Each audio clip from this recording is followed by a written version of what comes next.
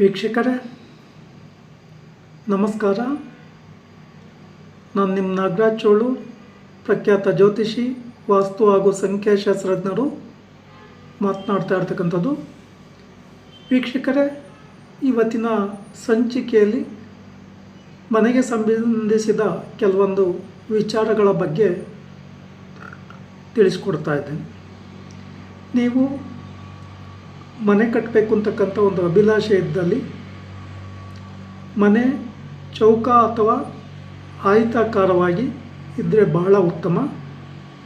ಮತ್ತು ಮನೆಯ ಮುಖ್ಯ ಬಾಗಿಲು ನಿಮ್ಮ ರಾಶಿಗೆ ಸಂಬಂಧಿಸಿದಂತೆ ಉಚ್ಚ ಸ್ಥಾನದಲ್ಲಿ, ಫಾರ್ ಎಕ್ಸಾಂಪಲ್ ಮೇಷರಾಶಿಯವರಿಗೆ ಪೂರ್ವ ದಿಕ್ಕು ಬರ್ತದೆ, ಪೂರ್ವ ಈಶಾನ್ಯವೂ ಬರ್ತದೆ. ಹಾಗೆ ಉತ್ತರ ಈಶಾನ್ಯದಲ್ಲಿಯೂ ಮೇಷರಾಶಿಯವರು ಬಾಗಿಲುಗಳನ್ನು ಇಟ್ಕೋಬೋದು. ವೃಷಭ ರಾಶಿಯವರು ಪೂರ್ವ ಉತ್ತರ ದಿಕ್ಕಲ್ಲಿ ಇಟ್ಕೊಂಡ್ರೆ ತುಂಬ ಶುಭಪ್ರದ.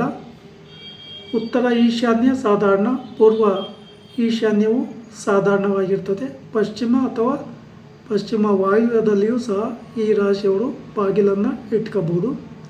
ಮಿಥುನ ರಾಶಿಯವರು ಉತ್ತರ ದಿಕ್ಕಲ್ಲಿ ಅಥವಾ ಪೂರ್ವ ದಿಕ್ಕಲ್ಲಿ ಬಾಗಿಲುಗಳನ್ನು ಇಟ್ಕೊಂಬೋದು, ಬಹಳ ಶ್ರೇಯಸ್ಕರ.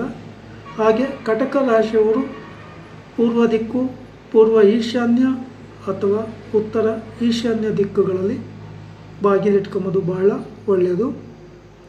ಸಿಂಹ ರಾಶಿಯವರು ಪೂರ್ವ ದಿಕ್ಕು, ಪೂರ್ವ ಈಶಾನ್ಯ, ಉತ್ತರ ಈಶಾನ್ಯ ದಿಕ್ಕಿನಲ್ಲಿ ಬಾಗಿಲಿಟ್ಕೊಂಬೋದು, ಶ್ರೇಯಸ್ಕರ. ಕನ್ಯಾ ರಾಶಿಯವರಿಗೆ ಉತ್ತರ ದಿಕ್ಕು ಮತ್ತು ಪೂರ್ವ ದಿಕ್ಕು ತುಂಬ ಶುಭಪ್ರದವಾಗಿ ಇರ್ತದೆ. ತುಲಾ ರಾಶಿಯವರಿಗೆ ಪಶ್ಚಿಮ ವಾಯುವ್ಯ, ಉತ್ತರದ ದಿಕ್ಕುಗಳು ಶುಭಪ್ರದವಾಗಿ ಇರ್ತದೆ. ವೃಶ್ಚಿಕ ರಾಶಿಯವರಿಗೆ ವಿಶೇಷವಾಗಿ ಪೂರ್ವ ಈಶಾನ್ಯ ಅಥವಾ ಉತ್ತರ ಈಶಾನ್ಯದ ಬಾಗಿಲುಗಳು ಶುಭಪ್ರದ. ಅನಿವಾರ್ಯ ಆದಾಗ ದಕ್ಷಿಣ ಅಥವಾ ದಕ್ಷಿಣ ಆಗ್ನೇಯದ ಕಡೆ ಬಾಗಿಲಿಟ್ಕೊಂಬೋದು, ಶ್ರೇಯಸ್ಕರ. ಇನ್ನು ಧನುಸ್ಸು ರಾಶಿಯವರಿಗೆ ಈಶಾನ್ಯ, ಉತ್ತರ ಈಶಾನ್ಯ ಆಗ್ಬೋದು ಅಥವಾ ಪೂರ್ವ ಈಶಾನ್ಯ ಆಗಿರ್ಬೋದು, ಅಥವಾ ಪೂರ್ವ ದಿಕ್ಕಲ್ಲಿ ಬಾಗಿಲುಗಳನ್ನು ಇಟ್ಕೋಬೋದು. ಇನ್ನು ಮಕರ ಮತ್ತು ಕುಂಭ ರಾಶಿಯವರು ಪಶ್ಚಿಮ ದಿಕ್ಕು ಅಥವಾ ಪಶ್ಚಿಮ ವಾಯುವ್ಯ ಅಥವಾ ಉತ್ತರ ಈಶಾನ್ಯದಲ್ಲಿ ಅಥವಾ ಪೂರ್ವ ಈಶಾನ್ಯದಲ್ಲಿ ಬಾಗಿಲಿಟ್ಕೊಂಬೋದು, ಬಹಳ ಉತ್ತಮ. ಮೀನ ರಾಶಿಯವರು ಪೂರ್ವ ದಿಕ್ಕು, ಪೂರ್ವ ಈಶಾನ್ಯ, ಉತ್ತರ ಈಶಾನ್ಯ ದಿಕ್ಕುಗಳಲ್ಲಿ ಮುಖ್ಯ ಬಾಗಿಲುಗಳನ್ನು ಅಳವಡಿಸ್ಕೊಂಬೋದು, ಬಹಳ ಉತ್ತಮ.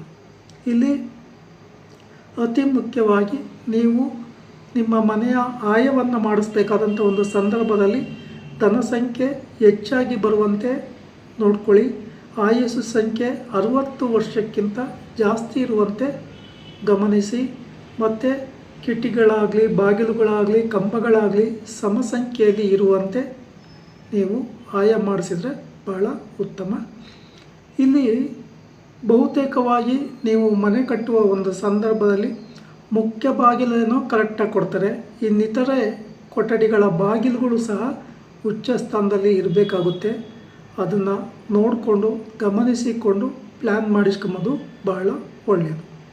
ಹಾಗೆಯೇ ಮನೆಯನ್ನು ಕಟ್ಟಲಿಕ್ಕೆ ಪ್ರಾರಂಭ ಮಾಡ್ತಕ್ಕಂಥ ಶುಭ ಮುಹೂರ್ತದಲ್ಲಿ ಯಾರಿಗೆ ಆ ಕುಟುಂಬದಲ್ಲಿ ಗುರುಬಲ ಇರ್ತದೋ ಅವರು ಆ ಸ್ಥಳದಲ್ಲಿ ಒಂದು ಶುದ್ಧಿ ಮಾಡಿ ಗೋಮೂತ್ರ, ಅರ್ಶಿನ ನೀರು, ತುಳಸಿ ಪತ್ರೆ ನೀರು, ಬಿಲ್ವಪತ್ರೆ ನೀರು ಎಲ್ಲ ಹಾಕಿ ಆ ಸ್ಥಳವನ್ನು ಶುದ್ಧಿ ಮಾಡಿ, ಅನಂತರ ಪೂರ್ವಾಭಿಮುಖವಾಗಿ ಅಥವಾ ಉತ್ತರಾಭಿಮುಖವಾಗಿ ಬೆನಕನನ್ನು ಇಟ್ಟು ಪೂಜೆ ಮಾಡಿ, ದೀಪ ಹಚ್ಚಿ, ಹಣ್ಣುಕಾಯಿ ನೈವೇದ್ಯಕ್ಕಿಟ್ಟು, ತೆಂಗಿನಕಾಯನ್ನು ಒಡೆದು ಶ್ರದ್ಧಾ ಭಕ್ತಿಯಿಂದ ನಿಮ್ಮ ಮನೆ ದೇವರು, ಕುಲದೇವರು, ನವಗ್ರಹ ದೇವತೆಗಳು, ಗುರುಧ್ಯಾನವನ್ನು ಧ್ಯಾನ ಮಾಡಿ, ವಿಘ್ನೇಶ್ವರನನ್ನು ಧ್ಯಾನ ಮಾಡಿ ಪೂಜೆಯನ್ನು ಮಾಡಬೇಕಾಗುತ್ತೆ.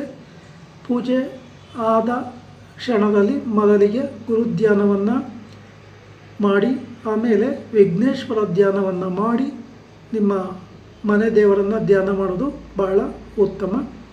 ಇಲ್ಲಿ ನೀವು ನಿಮ್ಮ ಮನೆಯ ಎಷ್ಟು ಚೆನ್ನಾಗಾಗುತ್ತೆ ಅನ್ನೋ ಒಂದು ಸತ್ಯವಾದ ಮಾಹಿತಿಯನ್ನು ತಿಳ್ಕೋಬೇಕು ಅಂದರೆ, ಆ ಪೂಜೆಯ ಸಂದರ್ಭದಲ್ಲಿ ತೆಂಗಿನಕಾಯಿ ಹೊಡಿತೀರಲ್ಲ, ಆ ತೆಂಗಿನ ಹೋಳು ಬೆಳ್ಳಗೆ ಕರೆಕ್ಟಾಗಿ ಅರ್ಧಕ್ಕೆ ಕಟ್ಟಾಗಿ ನೋಡಲಿಕ್ಕೆ ಚೆನ್ನಾಗಿದ್ದರೆ ನಿಮ್ಮ ಮನೆ ಶ್ರೇಯಸ್ಸನ್ನು ಕೊಡ್ತತೆ, ಅಷ್ಟೇ ಬೇಗ ಆಗುತ್ತೆ ಅಂತಕ್ಕಂಥದ್ದಾಗಿ ತಿಳ್ಕೊಬೇಕಾಗುತ್ತೆ.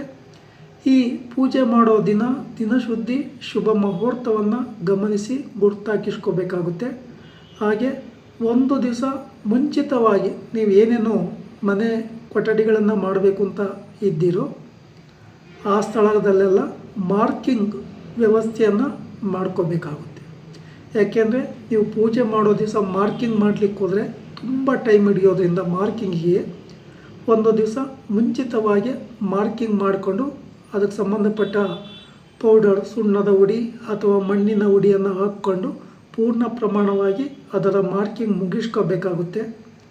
ಎರಡನೇ ದಿವಸ ಆ ಸ್ಥಳದಲ್ಲಿ ಪೂಜೆ ಮಾಡಿ ಸಾಧ್ಯ ಆದರೆ ಪ್ರಸಾದ ವಿನಿಯೋಗ ಹಂಚಿ, ಯಾರಾದರೂ ನಿಮ್ಮ ಕುಟುಂಬದಲ್ಲೇ ಮೊದಲಿಗೆ ಗುರುಬಲ ಇರ್ತಕ್ಕಂಥವ್ರು ಒಂದು 5 ಕಚ್ಚನ್ನು ಶ್ರದ್ಧಾ ಭಕ್ತಿಯಿಂದ ನಮಸ್ಕರಿಸಿ ಹಾಕಬೇಕಾಗುತ್ತೆ. ಆಮೇಲೆ ಆ ಮನೆ ಕಾರ್ಯ ಆದಷ್ಟು ಬೇಗ ಪೂರ್ಣ ಆಗಿ ಕುಟುಂಬಕ್ಕೆ ಶ್ರೇಯಸ್ ಕೊಡಿ ಅಂತೇಳಿ ನವಗ್ರಹ ದೇವತೆಗಳಲ್ಲಿ, ವಾಸ್ತುಪುರುಷನಲ್ಲಿ, ವಿಘ್ನೇಶ್ವರನಲ್ಲಿ ಪ್ರಾರ್ಥನೆ ಮಾಡ್ಕೋಬೇಕಾಗುತ್ತೆ. ವೀಕ್ಷಕರೇ, ಈ ವಿಡಿಯೋ ಇಷ್ಟ ಆಯಿತು ಅಂದರೆ ಲೈಕ್ ಮಾಡಿ, ಶೇರ್ ಮಾಡಿ, ಸಬ್ಸ್ಕ್ರೈಬ್ ಆಗಿ, ಆಲ್ ಐಕನ್ ಒತ್ತಿ, ಬೆಲ್ ಐಕನ್ ಒತ್ತಿ, ನನ್ನ ಪೇಜನ್ನು ಫಾಲೋ ಮಾಡಿ.